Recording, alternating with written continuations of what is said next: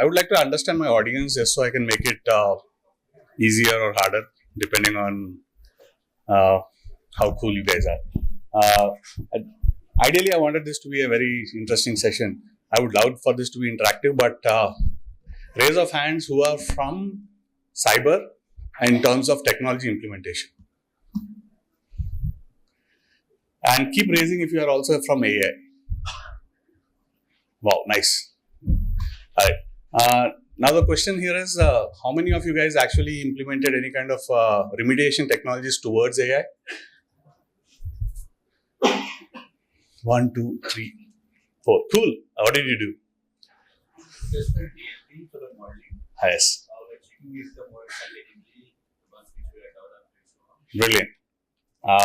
Sir. We implemented a model protection. Cool. Anybody else who want to talk what you guys are about? Hi. Yes.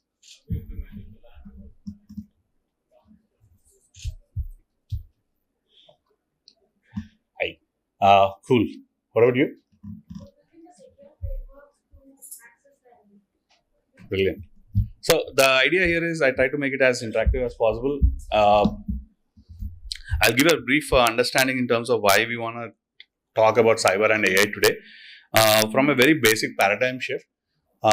From AI perspective, what has completely changed today is what was relevant 2 to 3 years ago is now completely very basic because LLMs have created that level of paradigm shift where you can have access to a lot of things very easily.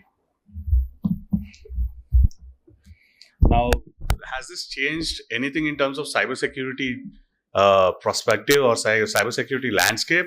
The landscape is still the same. One of the very interesting things I would really like to discuss here is a couple of case studies that would make sense for you when you are essentially thinking about AI and cybersecurity together. The reason I put this up is from in the last decade, the direction towards cybersecurity has changed from macroeconomics to microeconomics. Ransomware has changed. Everybody is making money through a lot of attacks and focus towards microeconomics. Now, this has increased more in terms of their focus towards data. A lot of focus has been, if you look at ransomware as the epitome of any kind of a virus or technology, what has happened in the last decade is, along with us in terms of tools implementation, viruses have also evolved. They have evolved to the level where their focus is trying to get something out.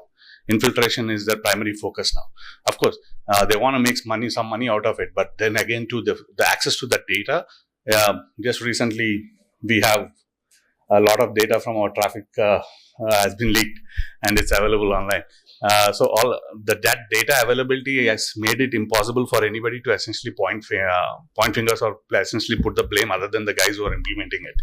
So the economics have changed, but the main factor around this economics has not much changed. What has happened in the last 5 years is a bunch of tools have come in, both on offensive and on defensive side, that have made this extremely economical for anybody to essentially drive an entire target on complete sponsored attack towards any entity or an organization or a country. This has been only possible because of the AI evolution that has happened and access to significant amount of compute that is very easily available today, especially with respect to cyber. So, how many of you guys know the relationship between Cassandra and CrowdStrike? Okay, at least, how many of you guys know how Cassandra came into the picture? Yeah, nice. I feel like the oldest guy in the group. So, quite a while back, around 2000, Facebook essentially had a lot of data and tried to essentially do a lot of algorithms around the data. And they realized, hey, we are not the data guys. So let's go and talk to the data guys. And they went and spoke to the data guys, Google, who has a lot of data. And Google said, thank you, no thank you, we are not telling anything. So then they opened up a project towards anybody who can build something that can actually process a huge volume of data and give you values, give you inference. Mind you, inference back in those days was different. And then Cassandra came into existence. It's a very interesting story. A few guys quit from Google and then built this, but Cassandra essentially changed how we look at security. For us, until then, All that security data was just logs that would go into a dump, go into an archive. But all of a sudden, we can actually do conclusions, we can do insights, we can actually target and say, hey, let's block this country. 90% of our attacks are coming from this. And that amount of insights opened up a lot of possibilities towards what we can build in the future. And that's how AI came into the picture. Now, if you look at the amount of tools that have been growing since Cassandra till date, the one thing that is common is data. As much as we love data, sticks, every threat intelligence data that we try to integrate into our SIEM, every tool that is there that consumes this data, the most important aspect of the other side of the data is the data that works inside the enterprises, the data that is responsible, which is like the data lake and every other aspect that the offensive side is looking to get it out. So the amount of tools that we are building around these are as growing, and the data that we consume to build these tools are the exact opposite of the data that offensive AI is essentially looking towards pulling it out. And it has strangely become today a merger between both of them because that data is actually what becomes extremely easy for LLMs to spit out if you're not really doing any secure implementation. The few examples that were given today morning as we started from the gentlemen and the ladies over here are exactly those. You are trying to build frameworks and modules around security, around data, so that that data cannot be leaked.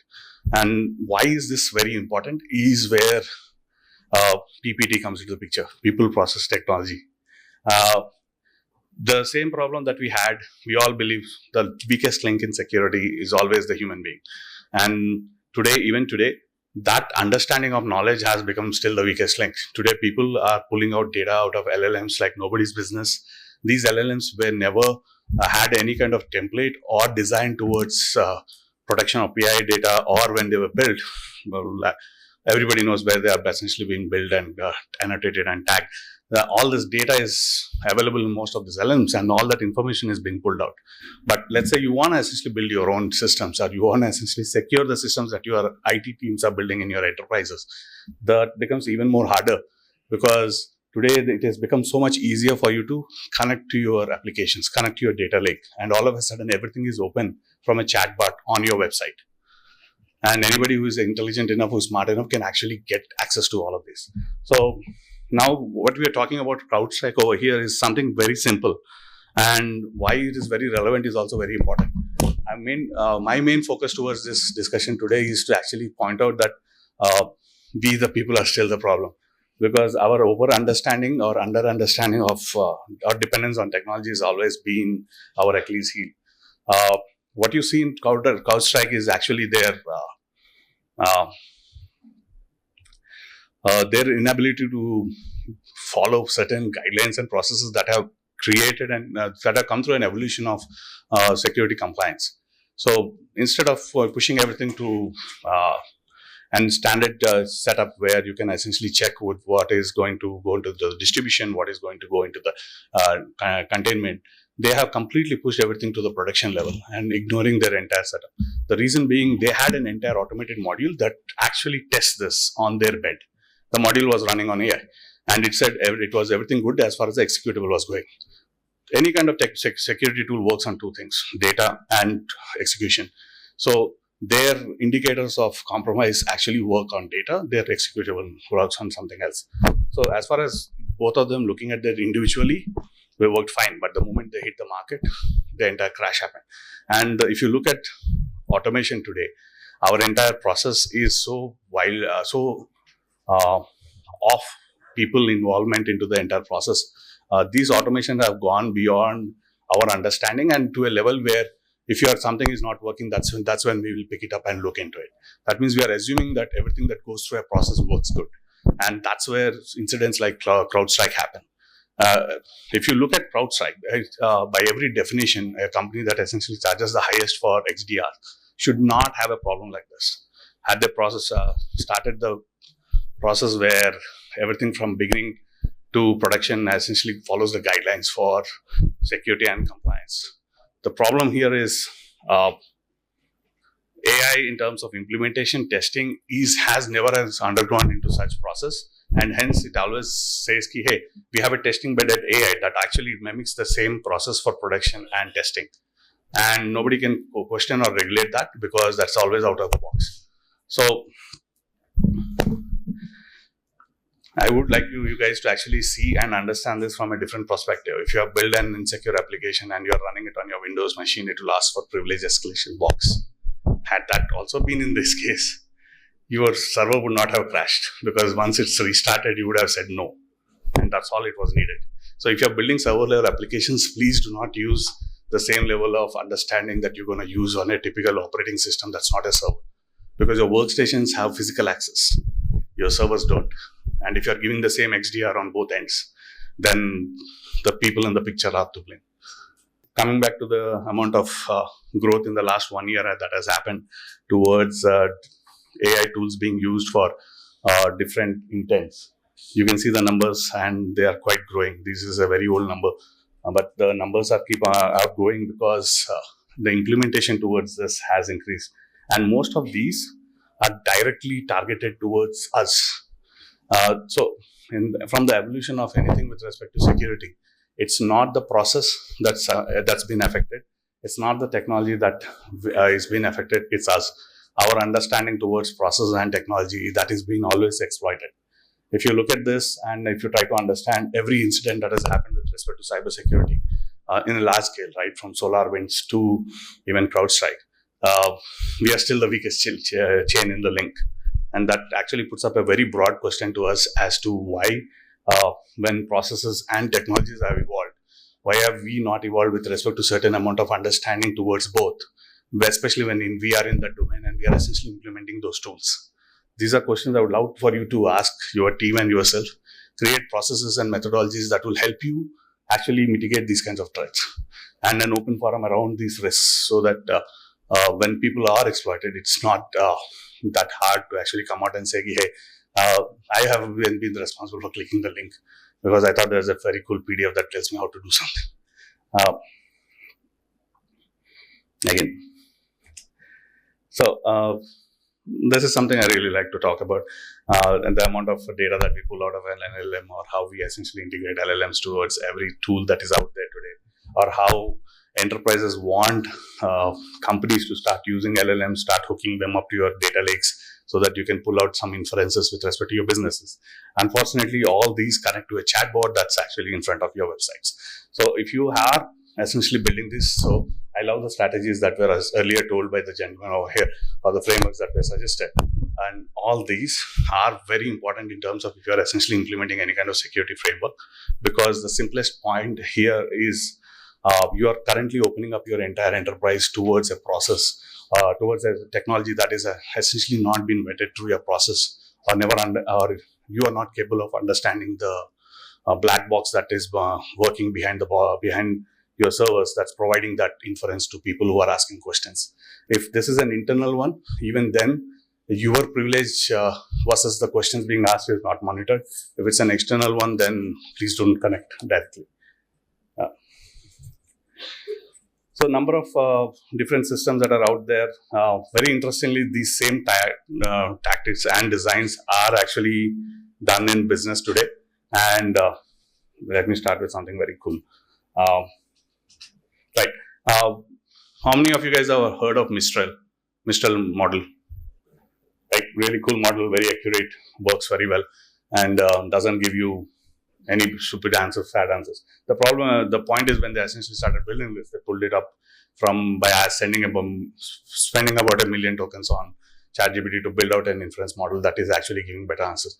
Now, this one works better because there is a filter on ChatGPT's model that actually blocks most of the questions that are coming in. So the Mistral model by default actually has those filter answers that you can block, or that means that model actually works faster than this because number of steps have decreased. So very interestingly, same technology is being implemented, and it has become that easy to build and access different tools today, because these technologies, when you are essentially using it on the other side, actually start pulling data out, because most of these tools are automated, and most of these inferences that you're pulling out of these companies are very critical data. Sometimes companies go to the level of banning everything that is going out because they have no control on these tools, because they have essentially just implemented them. They are not the guys who have invented it. As technology adaptation goes, we are generally the first to adapt and then realize different tools. But cybersecurity, comes down to all of us to essentially figure out how to essentially block those. And ever since LLM, it's extremely hard to essentially block anything related to AI in your enterprise because everybody uses it, because there are hundreds of companies providing those. So different technologies that were earlier available as adversarial ML, model cloning, or even essentially to pull data out, are now publicly available as business models as far as LLMs are considered. But these same tools are also available for the guys who are building offensive AI type tools. So the framework is available. It's as simple as actually downloading the framework from a Git and start building your own. Now the question is, are you doing it for building a Mistral or another model that is really cool? Or are you building this for creating an opposition for Purple Llama or something else? Is up to the guys who are building this. That means it makes our job extremely harder. Now, what we can do in terms of those is essentially understanding that the line between red and blue and purple are very, very blurred today, and understand that basic knowledge towards all three, offensive, defensive, and AI capabilities that merge these two lines, have become very, very important to have. And just like we have certifications towards this, we need to have certifications in understanding and implementing these two technologies also using through AI, so that we'll actually have more deeper focus and understanding towards how we can prevent our critical assets or crown jewels and how can we protect them.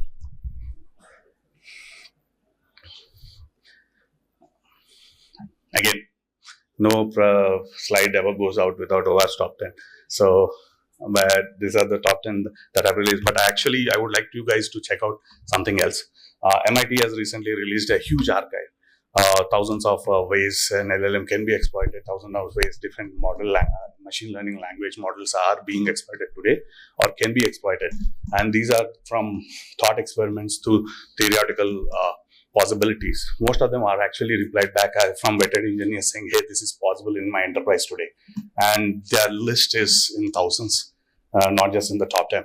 And while top 10 starts in a very nice way, and we only focus on top 10 because it's impossible for us to focus on an ever-growing list, it also gives you a very clear understanding as to how a simple technology implementation can open up an entire bag of worms towards technologies such as these LLMs today, that you will have to figure out whether you have whether you consciously choose which data module to publicly make available, or which technologies for you to essentially integrate, so that you can be on both sides of the spectrum, while your data internally can be accessed by the right guys, by the right teams, and your data externally still protected and isolated from the rest of them.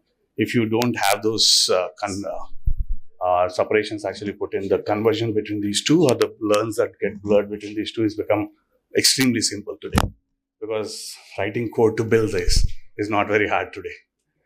And there are models that you can just build up and integrate, or just sync up and do. And the end result of this is going to be us trying to fix something that we have not started to even understand. So that's just a few points that I wanted to make. Thank you. To stay informed about the startup ecosystem, subscribe to MyStartup TV.